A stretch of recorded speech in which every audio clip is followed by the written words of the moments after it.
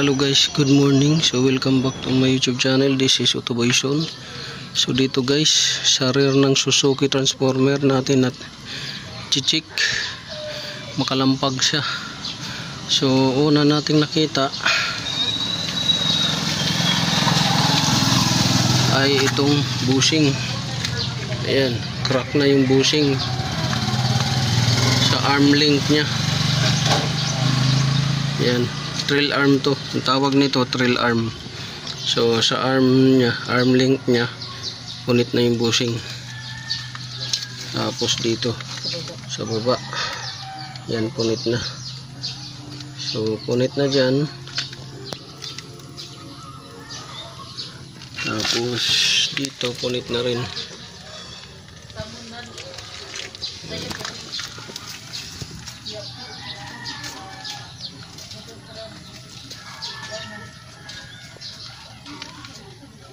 So yan, punit na yung bushing dyan.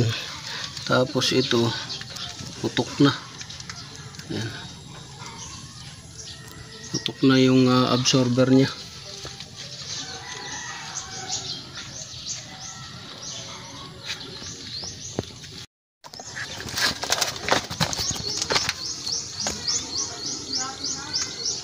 So dito bushing niya sa shock, ayun, punit na rin. Tapos ito,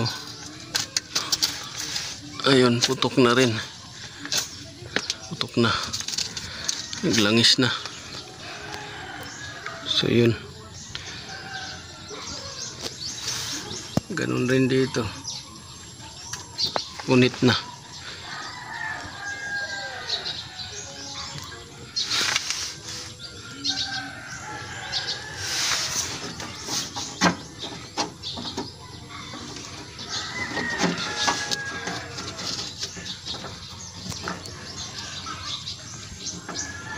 Meron dito tayong na-discover itong ano niya, tubo yata yan sa pag-convert nila, hindi na binunot to kasi nandito naman buo. Yan,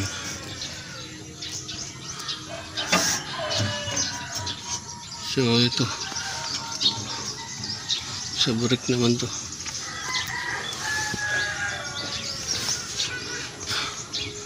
Ito lang putulo, pero dati na to pinutol nila, convert na. Ayan. So shock absorber dito sa likod at saka bushing, yan yung papalitan.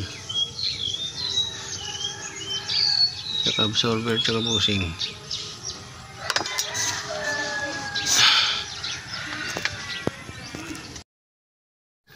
So ang brake dito is goods. Yan, makapal yung brake. Yan, kapal hanggang dito. Yan, makapal dito hanggang dito. Tapos dito makapal din. So goods naman yung brake nito, bagong palit. Yan, napalitan na ba to? Yan, palitan na, bago. Ayan.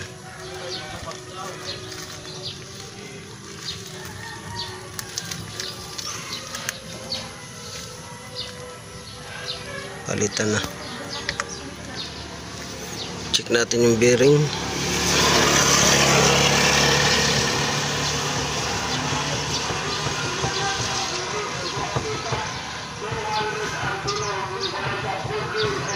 So yung backlash clearance, so medyo malaki na yung backlash clearance nito. Differential bearing,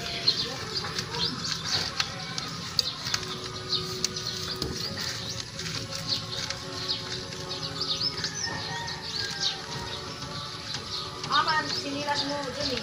At yung dati, tanong lang. Ako na siya ibirin, nagtakaw mo na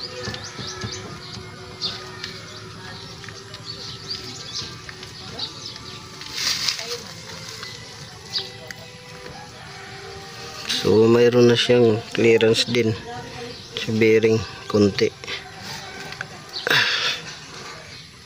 Axle bearing.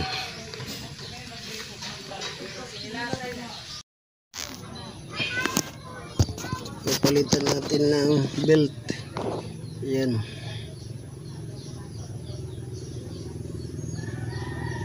Engine belt papalitan. Damage na. Yan. Ang nakadamage dyan ay yung bearing. Ayan. Yan. So kinalawang yung bearing. May kalawang yung idler bearing. Or tensioner bearing. May kalawang, kaya nasugat. Ngayon papalitan yan. Tsaka ito belt.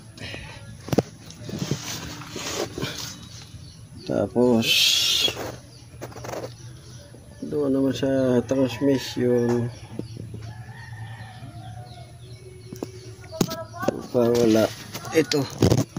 Yan, papalitan yan.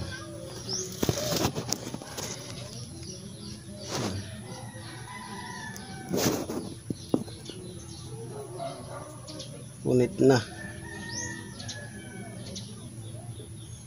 Kaya ito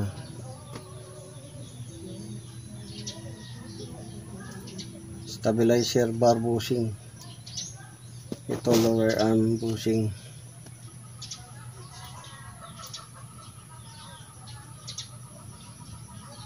Ayan yung palitan.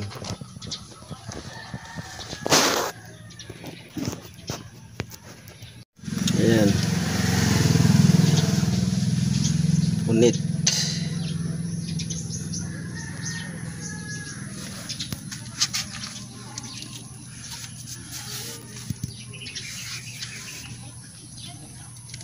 Tsaka yun, crack na.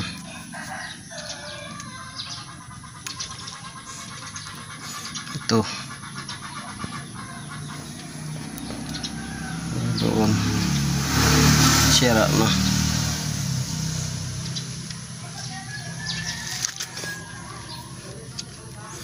Ito, stabilizer link. Yan. Sira na rin. So, good morning guys. This is Autoboyson. So ngayon guys, may dinadiagnose tayo nitong Suzuki transformer. So ang problema nito ay yung suspension. Problema niya dahil tumutunog sa rough road malakas. So na-found out natin na sira na yung lower arm bushing small doon. Sira na rin yung lower arm bushing yung big. So yan yung na-found out natin. At dito sira na rin yung dito ball joint nya, lower arm ball joint. Yan, sira na rin yung stabilizer link at saka yung stabilizer bar bushing. So yan yung mga tumutunog, pati na itong shock absorber na pumutok na at saka shock mount sa taas. So yan yung kailangan palitan natin. So sundan nyo lang yung video kung ano yung mga kailangan palitan.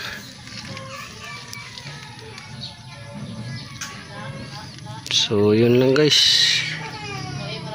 So itong unit na to maraming papalitan. So itong lower arm bushing small, lower arm bushing big dito, ball joint lower arm, shock absorber at saka shock mount, pati na tong link, stabilizer link at saka bushing. Yan.